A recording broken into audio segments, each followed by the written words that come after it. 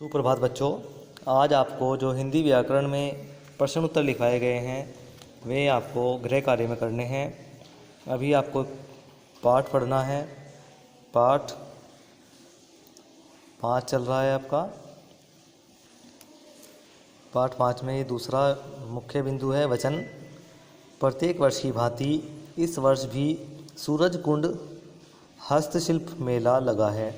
करण secondary विद्यालय के विद्यार्थी एवं कुछ शिक्षिकाएं मेला देखने गए। मेला अपनी पूरी रौनक पर था। सभी ने कुछ न कुछ खरीदा। रेखा ने आंखें झपझपाती 2 गुड़िया ली।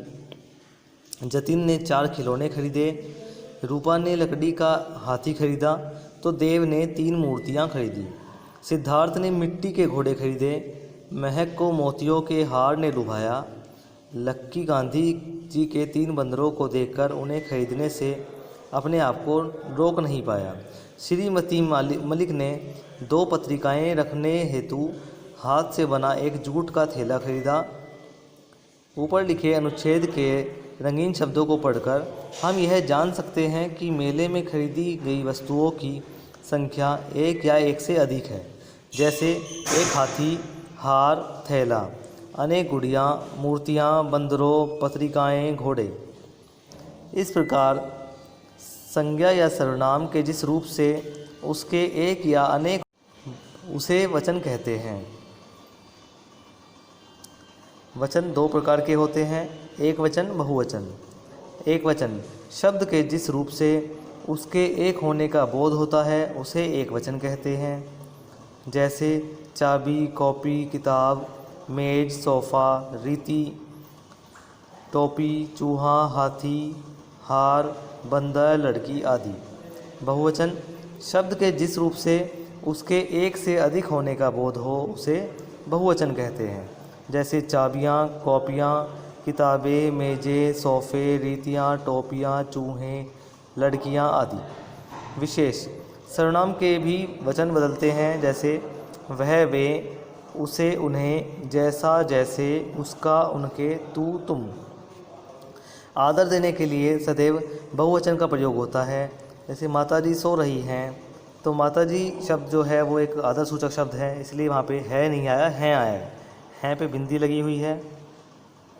इसके पश्चात आप बैठ जाएं, इसमें भी देखिए चंद्रबिंदु लगा हुआ है क्योंकि आप जो है वो एक आदर सूचक शब्द है। कुछ शब्दों का प्रयोग सदैव बहुवचन के रूप में होता है। जैसे दर्शन, आंसू, हस्ताक्षर आदि। कुछ शब्दों का प्रयोग सदैव एक वचन के रूप में होता है। जैसे पानी, दूध, बारिश, जनता, कलमा आदि। संज्ञा या सर्वनाम शब्दों के वचन बदलने पर क्रिया का रूप भी बदल जाता है। जैसे मेज पर पुस्तक रखी है, मेज पर पुस्तकें रखी हैं। अगर एक वचन है तो है आएगा और बहुवचन है तो क्या आ जाएगा, हैं आ जाएगा, बिंदी वाला। समझ आया ना, या पुस्तकें हो गया ना, पुस्तक का पहले एक पुस्तक रखी थी, अब पुस्तकें यानी कि एक से अधिक रखी हैं तो वहाँ पे क्या होगा, हैं हो जाएगा। अगला पेज पढ़ते हैं। अगले पेज में कुछ नियम दिए गए हैं वचन बदलने के।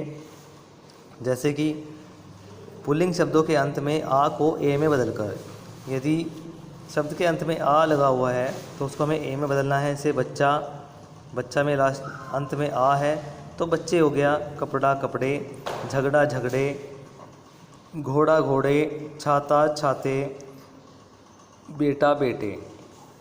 स्त्रीलिंग शब्दों के अंत में आ को ए बदलकर, अब ये ऐसे शब्द हैं जो स्त्रीलिंग हैं। में पुल्लिंग शब्द थे, अगर पुल्लिंग शब्द में आ आया है तो उसे ए बनाना है। स्त्रीलिंग शब्द में आ आया है तो उसे ए बनाना है। अध्यापिका, अध्यापिकाएं, माता, माताएं, माला, मालाएं, लेखिका, लेखिकाएं, कविता, कविताएं, कथा, कथाएं।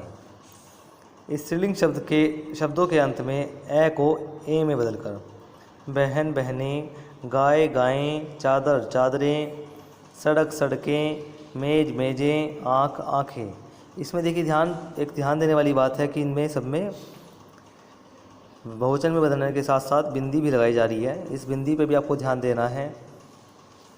इसके बाद स्त्रीलिंग शब्दों के अंत में ई को ई की या में बदलकर, ठीक है ना, ई की या में बदलना है आपको। जैसे नीति, नीति को क्या करना है, नीतियाँ कर देना है। निधि, निधियाँ। पहाड़ी, पहाड़ियाँ। झाड़ी, झाड़ियाँ।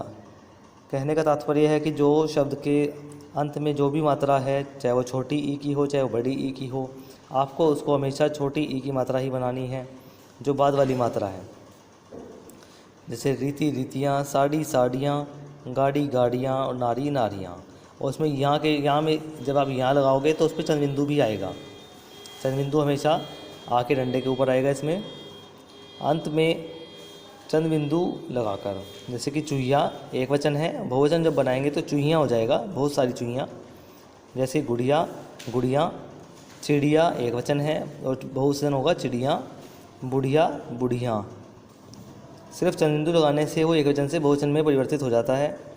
अंत में गण लगाकर, देखिए जैसे विद्यार्थी, विद्यार्थी एक शब्द है जो कि एक वचन में है और बहुत सारे विद्यार्थी कक्षा में होंगे तो उन्हें क्या कहा जाएगा, विद्यार्थी गण।